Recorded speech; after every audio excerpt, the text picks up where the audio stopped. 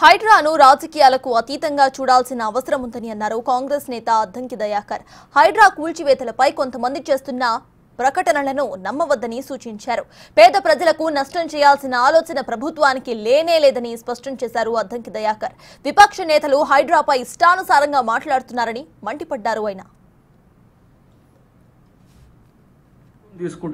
పనిగట్టుకొని ప్రభుత్వం ప్రజా వ్యతిరేకత ఉండే నిర్ణయాలు తీసుకోవాల్సిన అవసరం లేదు.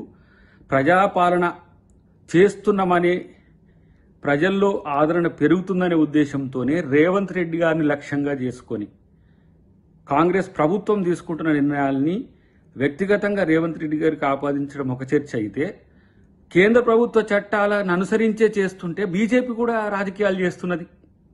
బీఆర్ఎస్ నేనేమంటున్నా, ఈ 10 సంవత్సరాల్లో మీ వల్ల లక్షల మంది మధ్యతరగతి వాళ్ళు ఈ ఎఫ్టీఎల్లో బఫర్ జోన్లో కట్టుకున్న భూములలో వాళ్ళు నివాసాలు ఏర్పాటు చేసుకొని అపార్ట్మెంట్లలో కొని నష్టపోతున్నారు.